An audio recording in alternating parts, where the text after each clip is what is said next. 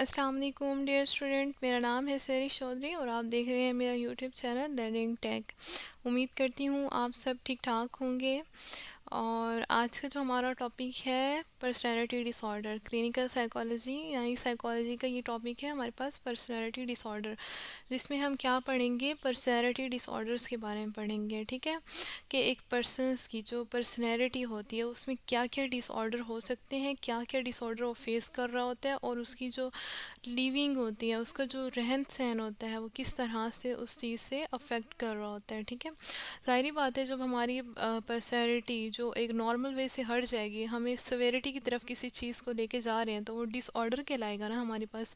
तो जब ये हमारे पास सवेरिटी की तरफ चली जाएगी तो हम उसको डिसऑर्डर कहते हैं। ठीक है, हमारी जो पर्सनैलिटी है डिस्टर्ब होना स्टार्ट हो जाती है, हमारा जो वे ऑफ लिविंग है वो डिस्टर्ब होना स्टार्ट हो जाता है, हमारा वे ऑफ थिंकिंग है वो डिस्टर्ब होना स्टार्ट हो जाता है। तो क्या होता है, हमारा पर्सनैलिटी डिसऑर्डर क्रिएट होता है।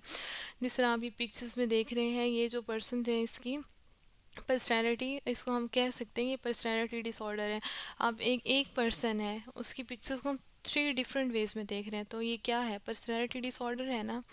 चलें हम इसकी डेफिनेशन को देखते हैं कि इसकी डेफिनेशन क्या है। हमारे पास डेफिनेशन है, personality disorders are condition in which an individual differs significantly from an average person. जो हमारे पास एक इंडिविजुअल होता है वो क्या कर रहा होता है, डिफ़र कर रहा होता है, चेंज होता है हमारे पास एक एवरेज पर्सन से। ठीक है, in terms of how they think, perceive, feel और रिलेट टू अदर्स। ठीक है, जो हमारे पास क्लाइंट होता है, हमारे पास जो पर्सन होता है, पर्सनैलिटी डिसऑर्डर को क्या कर रहा होता है, फेस कर रहा होता है। उसका जो वे ऑफ थिंकिंग होता है, वे ऑफ परसीविंग होता है, वे ऑफ फीलिंग होता है, वो क्या कर रहा होता है, रिलेट, अगर दूसरों से रिलेट नहीं कर रहा होता, एक नॉर्मल वे में रिलेट नहीं कर रहा होता, तो वो क्या होता है, हमारे पास डिसऑर्डर होता है ना। Changes in how a person feels and distorted believes about other people can lead to odd behaviours which can be distressing and may upset others. क्या होता है, पर्सन का जो बिहेवियर होता है वो अगर ऑड हो जाता है, ऑड हमारे पास होता है मतलब ना समझने वाला अजीब सा रवैया जो होता है, वो क्या होता है, डिस्ट्रेसिंग होता है या क्या करता है, अपसेट करता है दूसरों को। ऐसा रवैया हमारा, ऐसा बिहेवियर जो हमें क्या कर रहा होता है, डिस्ट्रेस कर रहा होता है, अपसेट कर रहा होता है, एक नॉर्मल वे से हट के होता है, तो वो क्या होता है, हमारे पास डिसऑर्डर होता है, पर्सनैलिटी डिसऑर्डर। ठीक है, जो पर्सनैलिटी डिसऑर्डर में क्या होता है कि एक पर्सन जो है वो एवरेज पर्सन से क्या डिफ़र कर रहा होता है। ठीक है, उसकी जो फीलिंग्स होती हैं, उसका वे ऑफ थिंकिंग होता है, उसकी वे ऑफ परसीविंग होती है, सब क्या होती है, एक नॉर्मल पर्सन से चेंज होती हैं। ठीक है, नेक्स्ट हमारे पास इसकी टाइप्स हैं। ठीक है, टाइप्स क्या है, टाइप्स हमारे पास इसके पर्सनैलिटी के तीन क्लस्टर बने हुए हैं, जिसमें क्या है, तीन क्लस्टर में अलग अलग से उनको रखा हुआ है। जो जिसके साथ मिलती जुलती हैं उसको एक क्लस्टर में रखा हुआ है, जो दूसरी मिलती जुलती करेक्टरिस्टिक्स हैं उनको एक क्लस्टर में रखा हुआ है और दूसरे को अलग से। ठीक है, हमारे पास यहाँ पे इनके तीन क्लस्टर बने हुए हैं। फर्स्ट क्लस्टर में हमारे पास है पैरानॉइड पर्सनैलिटी डिसऑर्डर। ठीक है, शीजॉइड पर्सनैलिटी डिसऑर्डर और शीजोटिपल पर्सनैलिटी डिसऑर्डर। ठीक है, सेकंड क्लस्टर में हमारे पास anti social personality disorder, borderline personality disorders, histrionic personality disorder, narcissistic personality disorder. ठीक है, थर्ड वन हमारे पास जो क्लस्टर है उसमें है avoidant personality disorder, dependent personality disorder, obsessive compulsive personality disorder. ठीक है, हमारे पास ये तीन क्लस्टर है और इन सब में अलग अलग से ये हमारे पास क्या है,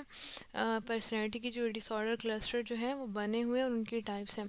इन ओवरऑल तीनों क्लस्टर पे इंशाल्लाह मैं डिटेल वीडियो बनाऊंगी आप सबके लिए, तो आपने वो ज़रूर विज़िट करनी है। ठीक है, यहाँ पे अभी मैं अगर आपको बताने बैठूँ तो वीडियो बहुत ज़्यादा लंबी हो जाएगी, इसलिए मैं आपको डिटेल वीडियो में नेक्स्ट वीडियो में आपको बताऊँगी, इन क्लस्टर के बारे में एक अलग से वीडियो बनाऊँगी जिसमें आपको डिटेल में बताऊँगी कि ये कौन सी डिसऑर्डर्स है हमारी पर्सनैलिटी के। ठीक है, नेक्स्ट हमारे पास है if causes of personality disorder. ठीक है, पर्सनैलिटी डिसऑर्डर में क्या क्या ऐसी वजूहत होती हैं, क्या ऐसे कॉजेज़ होते हैं जो हमें क्या करते हैं, पर्सनैलिटी डिसऑर्डर की तरफ लेके जाते हैं। ठीक है, If you have been given a personality disorder diagnosis, you are more likely than most people to have experienced difficult or traumatic experience growing up, such neglect, losing a parent, or experience a sudden bereavement, emotional, physical, sexual abuse, being involved in major incident or accident. ठीक है, इसके क्या हमारे पास main जो causes हैं वो क्या हैं?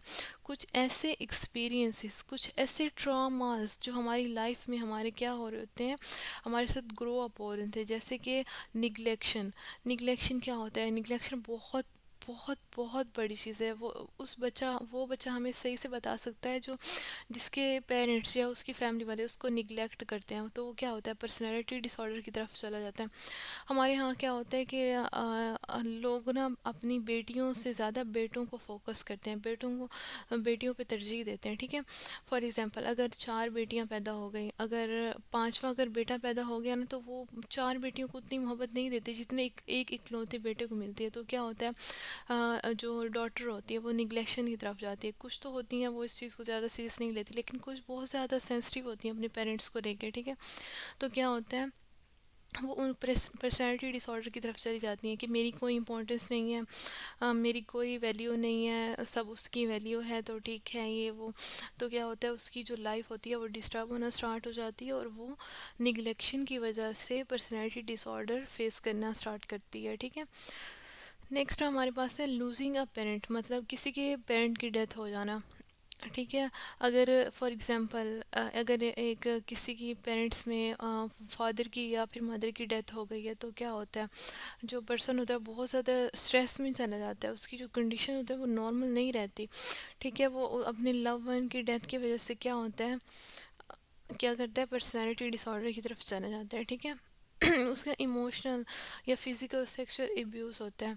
फॉर एग्ज़ाम्पल अगर किसी बच्चे को बचपन में ही हरास किया गया हो, तो वो बड़ा होता है, जैसे जैसे हमने पढ़ा ना फ्राइड का अनकॉन्शियस जो होता है ना, अनकॉन्शियस में बातें रह जाती हैं, जो इंसान जैसे जैसे बड़ा होता जाता है तो वो उसके माइंड में आना स्टार्ट हो जाती है। थोड़ा सा याद करने पे उसको याद आता है कि ये चीज़ है, और उसको ये चीज़ बहुत हर्ट करती है।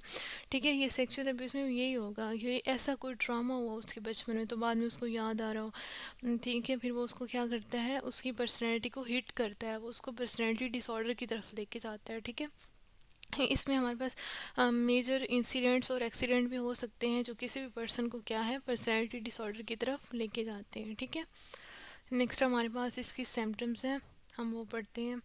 सिम्टम में हमारे पास आ जाता है स्ट्रेंज और अरेक्टिक बिहेवियर, सस्पिशन और distrust, taking risk, extreme mood swings, difficulty with relationships, problem at school और work, need for instant gratification.